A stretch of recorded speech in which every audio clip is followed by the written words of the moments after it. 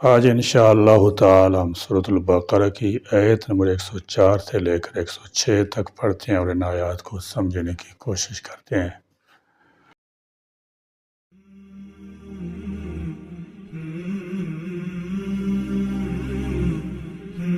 اعوذ باللہ من الشیطان الرجیم، بسم اللہ الرحمن الرحیم۔ یا ایہا الذین آمنوا لا تقولوا راعنا وقولوا انظرنا واسمعوا وللکافرین عذاب علیم۔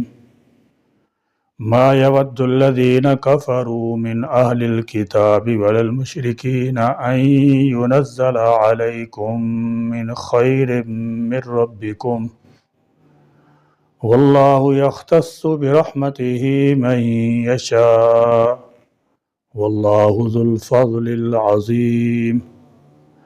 ما ننسخ من آية أو ننسها نأت بخير منها أو مثلها ألم تعلم أن الله على كل شيء قدير۔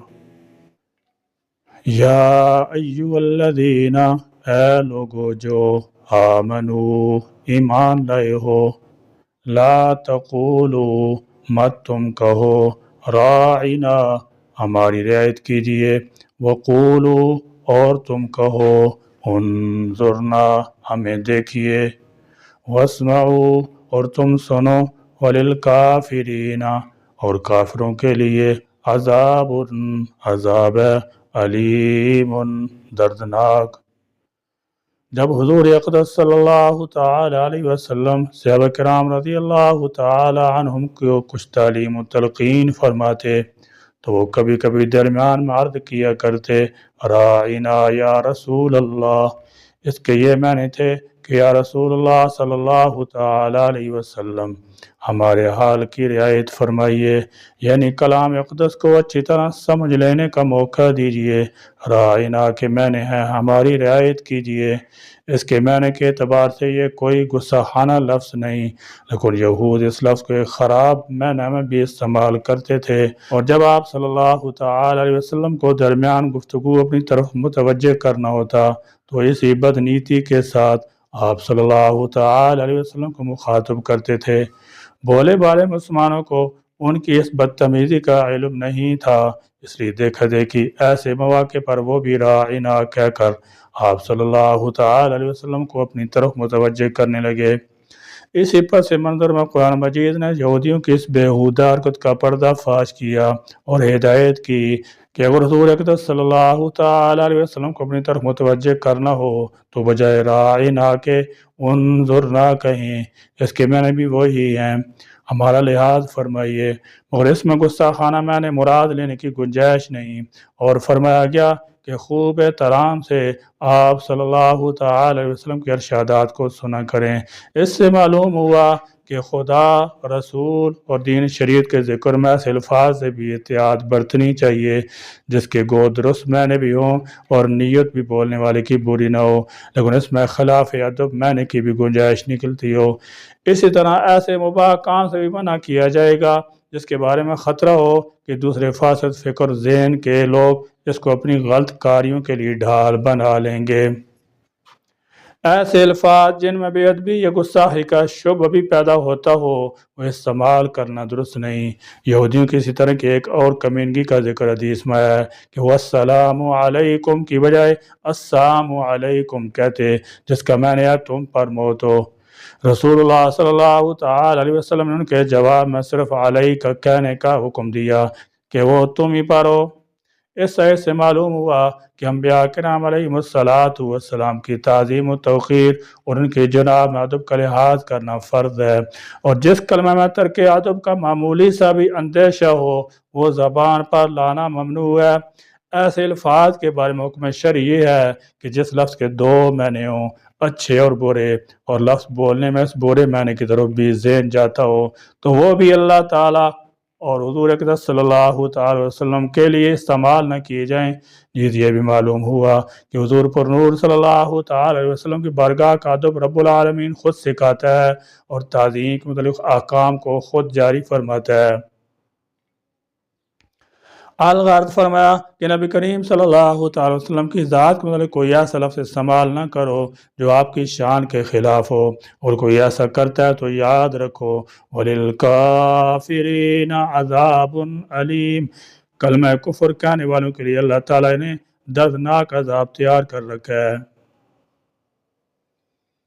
ما یود الذین، نہیں چاہتے جنہوں نے کفروا کفر کیا، من اہل الکتاب اہل کتاب میں سے، وللمشرکین اور نہ شرک کرنے والے، ان ینزل یہ کہ نازل کی جائے، علیکم تم پر، من خیر کوئی بھلائی، من ربکم تمہارے رب کی طرف سے، واللہ اور اللہ، یختص وہ خاص کر لیتا ہے، برحمتہ اپنی رحمت کے ساتھ، من یشاء جس کو وہ چاہتا ہے، واللہ اور اللہ، ذو الفضل العظیم بڑے فضل والا ہے۔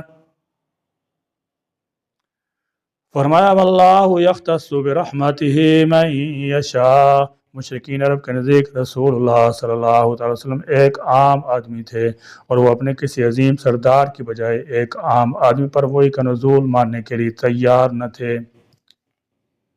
اور اہل کتاب اللہ کی اس رحمت کو اپنی نسل سے باہر نہیں دیکھ سکتے تھے۔ فرمایا کہ اللہ اپنی رحمت کے ساتھ جسے چاہے خاص کرے، یہاں رحمت سے مراد نبوت ہے، جو صرف اور صرف اللہ تعالیٰ کا انتخاب ہے، وہ نہ کسی کی عظمت کی بنیاد پر ملتی ہے، نہ نسل پر، اور نہ کسی کے کسب محنت چلہ کشی پر۔ یہودیوں کو اصل تکلیف تو یہ تھی کہ نبی آخر الزمان صلی اللہ تعالی علیہ وسلم ان میں کیوں مبعوث نہیں ہوئے۔ آپ صلی اللہ تعالی وسلم اولاد اسماعیل سے اور ایسی قوم میں پیدا ہوئے جنہیں یہود اپنے سے بہت کمتر اور حقیر سمجھتے تھے، اور مشرکوں کو یہ تکلیف تھی کہ آپ خالصتاً ایک اللہ کی عبادت کی دعوت دیتے تھے، جن کی ذات ان پر، ان کے معبودوں پر، ان کے آباء و اجداد پر، ان کی چودراہٹ پر پڑتی تھی۔ لہذا یہود اور مشرکین دونوں ہی پیغمبر اسلام اور مسلمانوں کے شدید ترین دشمن تھے۔ وہ مسلمانوں کے لیے کوئی بھلائی کی بات کیسے گوارا کر سکتے تھے؟ اور یہاں بھلائی رحمت مراد بالخصوص وہ احکام الہی ہیں جو مسلمانوں کی طرف نازل کیے جا رہے تھے۔ لہذا یہ دونوں فریق مسلمانوں کے خلاف متحد ہو جاتے تھے۔ یہودیوں کو اصل حسد اس بات سے تھا کہ نبوت کا شرف بجائے بنو اسحاق کے بنو اسماعیل کو کیوں حاصل ہو رہا ہے۔ اس عزم سے کا جواب دیا گیا ہے کہ نبوت سے سرفراز کیا جانا اللہ تعالیٰ کا فضل و کرم ہے، اور اللہ تعالیٰ کے اختیار میں ہے کہ جسے چاہے اپنے فضل سے سرفراز فرمائے۔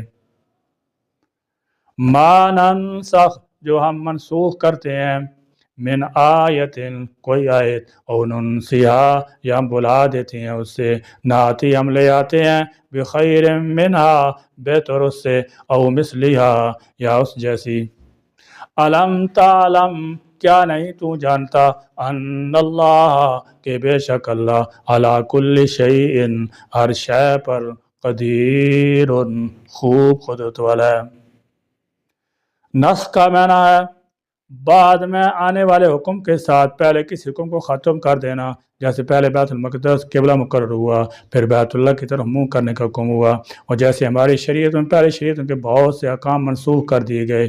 یہودی نسخ کے منکر تھے، اس لیے انہوں نے عیسیٰ علیہ السلام کو جھٹلایا کہ انہوں نے تورات کے بعد احکام کیوں منسوخ کیے۔ قرآن پر بھی انہوں نے اعتراض کیا کہ جب پہلا حکم اللہ تعالیٰ کا تھا اور درست تھا تو وہ منسوخ کیوں ہوا۔ نسخ کا مطلب یہ نہیں کہ پہلا حکم غلط تھا، بلکہ اس کا مطلب یہ ہے کہ وہ حکم ایک مقررہ وقت تک محفوظ تھا، بعد میں نئی حکمت کے تحت دوسرا حکم دیا گیا۔ یہ تبدیلی اللہ تعالیٰ کے علم اور حکمت کے مطابق ہوتی ہے اور شریعت کی لچک کو ظاہر کرتی ہے۔ بہرحال نسخ کا لغوی معنی ختم کرنا، زائل کرنا یا بدل دینا ہے۔ اصطلاح میں اس سے مراد کسی پہلے موجود شرعی حکم کو بعد میں آنے والے شرعی حکم کے ذریعے منسوخ ختم کرنا ہے۔ یہ عمل قرآن یا حدیث میں ایک حکم کی جگہ بہتر یا مناسب حکم لانے کے لیے استعمال ہوتا ہے، اور حقیقت میں سابقہ حکم کی مدت کی انتہا کا بیان ہوتا ہے۔ اس آیت کا شان نزول یہ ہے کہ قرآن کریم نے گزشتہ شریعتوں اور کتابوں کو منسوخ فرمایا تو کفار کو بڑی وحشت ہوئی اور انہوں نے اس پر اعتراضات کیے۔ اس پر یہ آیت مبارکہ نازل ہوئی اور بتایا گیا کہ منسوخ بھی اللہ تعالیٰ کی طرف سے اور ناسخ بھی۔ دونوں عین حکمت ہیں، اور ناسخ کبھی منسوخ سے زیادہ آسان اور نفع بخش ہوتا ہے، لہذا قدرت الہی پر یقین رکھنے والے کو اس میں تردد کی کوئی گنجائش نہیں۔ کائنات میں مشاہدہ کیا جاتا ہے کہ اللہ تعالیٰ دن سے رات کو، گرما سے سرما کو، جوانی سے بچپن کو، بیماری سے تندرستی کو، بہار سے خزاں کو منسوخ فرماتا ہے۔ یہ تمام نسخ و تبدیل اس کی قدرت کے دلائل ہیں، تو ایک عہد اور ایک حکم کے منسوخ ہونے میں کیا تعجب۔ نسخ حقیقت میں سابقہ حکم کی مدت کا بیان ہوتا ہے کہ وہ حکم اس مدت کے لیے تھا اور اب وہ مدت پوری ہو گئی، صرف یہ تھا کہ ہمیں وہ مدت معلوم نہ تھی اور ناسخ کے آنے سے معلوم ہو گئی۔ کفار کا اعتراض تو جہالت نہ سمجھی کی وجہ سے تھا، لیکن اہل کتاب کو تو کسی بھی صورت پہ اعتراض نہیں کرنا چاہیے تھا، کیونکہ آدم علیہ السلام کی شریعت کے بہت سے احکام تو وہ بھی منسوخ مانتے ہیں، جیسے بہن بھائی کا آپس میں نکاح، یوں یہودیوں سے پہلے ہفتہ کے دن دنیوی کام حرام نہ تھے، ان پر حرام ہوئے۔ نیز تورات میں ہے کہ حضرت نوح علیہ السلام کی امت کے لیے تمام جانور حلال تھے، جبکہ حضرت موسیٰ علیہ السلام پر بہت سے حرام کر دیے گئے۔ ان تمام چیزوں کے ہوتے ہوئے نسخ کا انکار کس طرح ممکن ہے؟ نسخ کے چند احکام: نمبر 1، جس میں کوئی آیت دوسری آیت سے منسوخ ہوتی ہے، اس طرح حدیث متواتر سے بھی آیت منسوخ ہوتی ہے۔ نمبر 2، کبھی صرف تلاوت منسوخ ہوتی ہے اور کبھی صرف حکم منسوخ ہوتا ہے، اور کبھی تلاوت حکم دونوں منسوخ ہوتے ہیں۔ بیہقی شریف میں ایک انصاری صحابی رات کو تہجد کے لیے اٹھے اور سورہ فاتحہ کے بعد جو سورہ ہمیشہ پڑھا کرتے تھے اس کو پڑھنا چاہا، لیکن وہ بالکل یاد نہ آئی اور سوائے بسم اللہ کے کچھ نہ پڑھ سکے۔ صبح کو دوسرے اصحاب سے اس کا ذکر کیا تو ان حضرات نے فرمایا ہمارا بھی یہی حال ہے، وہ صورت ہمیں بھی یاد تھی اور اب ہمارے حافظ میں بھی نہ رہی۔ صاحب نے برگاہ رسالت میں واقعہ عرض کیا تو حضور پر نور صلی اللہ تعالی وسلم نے فرمایا آج رات وہ صورت اٹھا لی گئی۔ اس کے حکم اور تلاوت دونوں منسوخ ہوئے، جن کاغذوں پر وہ لکھی گئی تھی ان پر نقش تک باقی نہ رہے۔ ناتی بخیر، ہم بہتر لے آئیں گے۔ فرمایا کہ ہم کسی آیت کو منسوخ فرما دیں یا بھلا دیں تو اس کی جگہ زیادہ آسان اور زیادہ ثواب والا یا کم از کم پہلے والے حکم کے برابر حکم لے آئیں گے۔